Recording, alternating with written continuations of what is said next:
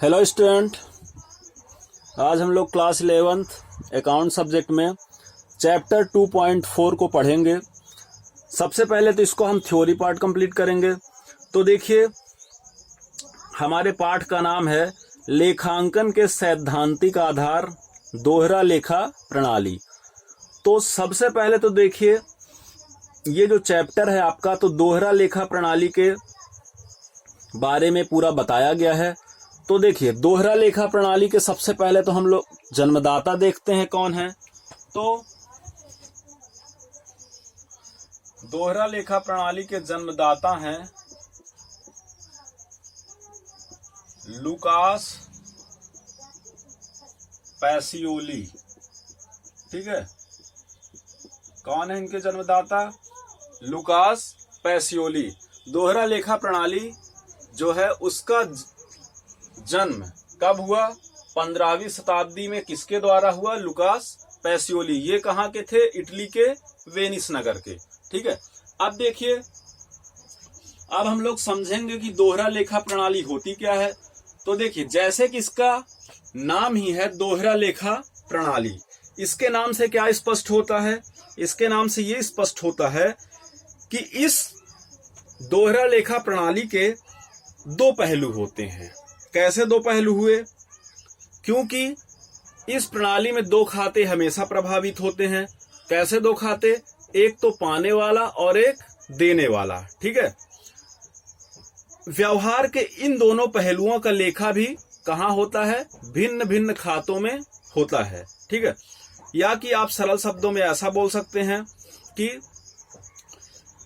इसका जो लेखा होता है, तो एक डेबिट साइड होता है और एक क्रेडिट साइड होता है। कहने का मतलब, डेबिट और क्रेडिट दोनों पक्ष क्या होते हैं? प्रभावित होते हैं।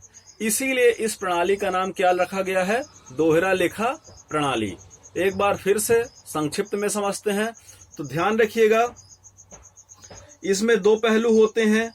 ठीक, दोनों पक्ष में एक पाने वाला होता है और एक देने वाला होता है।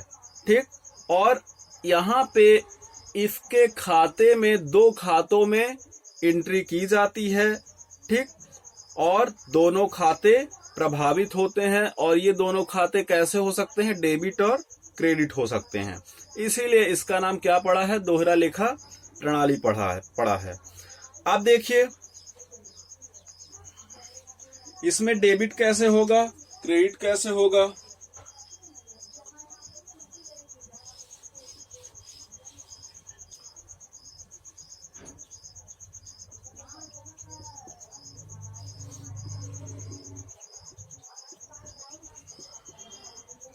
मान लीजिए, जैसे इसके दो खाते प्रभावित होते हैं, अभी हमने बताया। तो मान लीजिए यहां पे है माल आया, ठीक है, और यहां पे माल गया। ठीक, माल आया, माल गया। अब देखिए, मान लीजिए यहां पे कोई एक पर्सन है और यहां पे भी कोई एक पर्सन है। ठीक, तो देखिए, इसने माल बेचा किसको? बी ने माल बेचा ए को। ठीक है, तो इसके पास क्या आया? ए के पास आया माल। और जब भी माल किसी पर्सन के पास आता है, किसी व्यक्ति के पास आता है, तो एक इसमें रूल दिया गया है कि पाने वाले को क्या करिए? डेबिट करिए, और देने वाले को क्या करिए?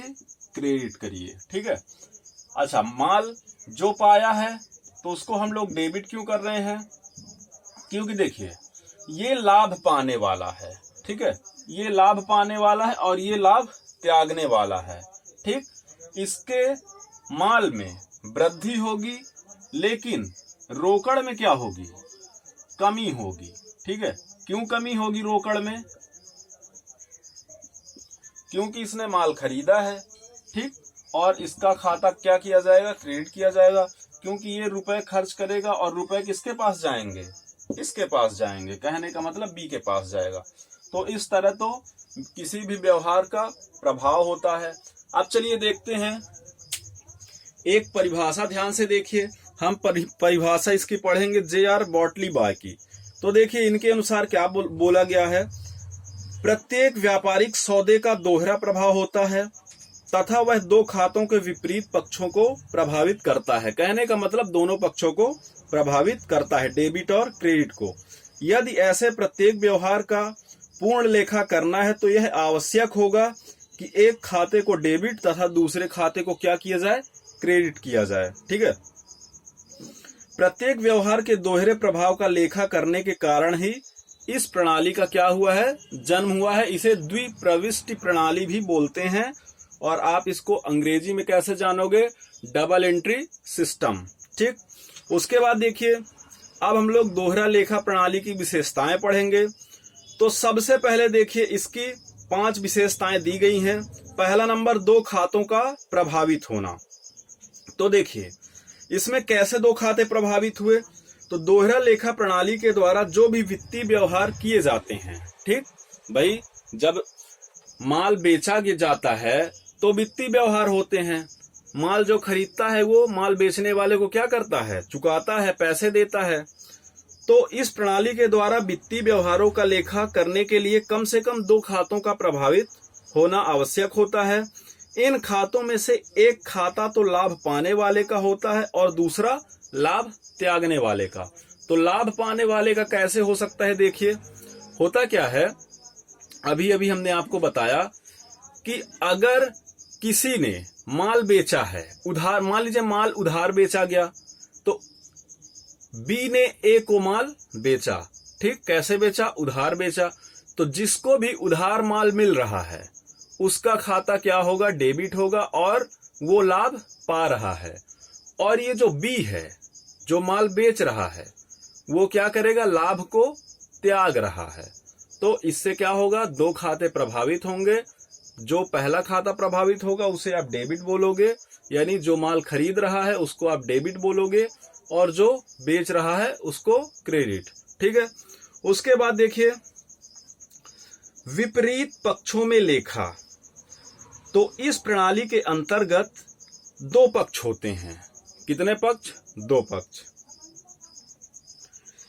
वे आपस में विपरीत पक्ष के होते हैं। कहने का मतलब वो डेबिट और क्या होते हैं, क्रेडिट होते हैं। एक खाता डेबिट बोला जाता है और दूसरा खाता क्रेडिट बोला जाता है। अब देखिए तीसरा नंबर, दोनों पक्षों में समान राशि। तो दोहरा लेखा प्रणाली में जो दोनों पक्ष होते हैं, डेबिट और क्रेडिट, उनमें दोनों पक्षों में बराबर बराबर राशि या अमाउंट होता है। जैसे मान लीजिए बी ने ए को माल बेचा, कितने का, 1000 रुपए का। तो अगर 1000 रुपए का माल बेच रहा है तो उस माल को खरीदने के लिए ए कितने रुपए खर्च करेगा, 1000 रुपए खर्च करेगा। अगर 1000 का माल बेचा गया है तो डेबिट में भी 1000 होगा और क्रेडिट में भी 1000 ही होगा। कहने का मतलब दोनों पक्ष में बराबर बराबर राशि होती। इसके लिए एक फॉर्मूला दिया गया है, देखिए इसके लिए एक फॉर्मूला दिया गया है, डेबिट पक्ष की राशि, ये देखिए फॉर्मूला, डेबिट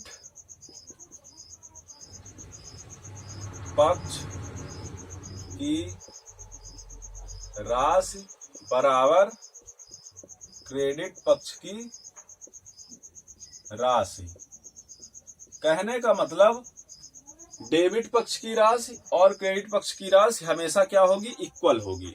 ठीक, अब देखिए फोर्थ नंबर है लेखांकन समीकरण की पुष्टि।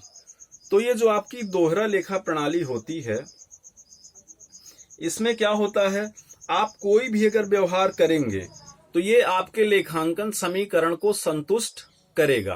अभी आप लोगों ने 2.1 में लेखांकन समीकरण पढ़ा था, तो उसमें मैंने आपको बताया था कि इसके दोनों साइड बराबर होते हैं। दोनों साइड का मतलब लायबिलिटीज पक्ष और एसेट्स पक्ष हमेशा क्या होते थे, आपस में इक्वल होते थे। तो ये जो आपका दोहरा लेखा प्रणाली है, ये भी लेखांकन समीकरण को संतुष्ट करता है। मतलब उसी के अकॉर्डिंग इसमें भी क्या होता है, डेबिट और क्रेडिट पक्ष की राशि हमेशा समान होती है। ठीक, अगर मान लीजिए ऐसा नहीं होता है तो फिर क्या है कि कहीं ना कहीं हमारे लेखांकन कार्य में त्रुटि हुई है या कि भूल हुई है। अब देखिए 5वां नंबर, वैज्ञानिक प्रणाली। तो ये वैज्ञानिक प्रणाली क्यों कहलाती है? तो देखिए, आपका जो दोहरा लेखा प्रणाली है, इसको लेखांकित करने के लिए, मतलब इसके द्वारा जो भी लेखा कार्य किए जाते हैं, तो इन लेखांकन के कार्यों को करने के लिए कुछ आवश्यक नियम व सिद्धांत हैं। और जिस भी प्रणाली में नियम व सिद्धांत होते हैं तो वो क्या कहलाती है? वैज्ञानिक प्रणाली कहलाती है। ठीक है, तो आज हम लोगों ने क्या क्या पढ़ा? दोहरा लेखा प्रणाली का अर्थ पढ़ा, दोहरा लेखा प्रणाली के जन्मदाता कौन है इसके बारे में पढ़ा, दोहरा लेखा प्रणाली की परिभाषा हमने पढ़ी और दोहरा लेखा प्रणाली की विशेषताएं हमने पढ़ी। तो सभी बच्चे क्या करेंगे? वीडियो देखने के बाद सभी लोग 2.4 में जितना भी ये थ्योरी पार्ट का वीडियो आपके लिए आया है तो उसको ध्यान से एक बार सभी बच्चे ध्यान से पढ़ेंगे और समझने का प्रयास करेंगे। और इसी के अकॉर्डिंग, यानी जहां अब आप 2.4 में हैं तो जैसे 2.4 के बाद आपका 2.5 आएगा, तो 2.5 के लिए वहां पे आपका न्यूमेरिकल पार्ट भी है। तो ये जो थ्योरी है आपकी वो आपके लिए बहुत ही हेल्पफुल होगी वहां पे। तो इसको ध्यान से पढ़िए और समझने का प्रयत्न करते रहिए। Thank you.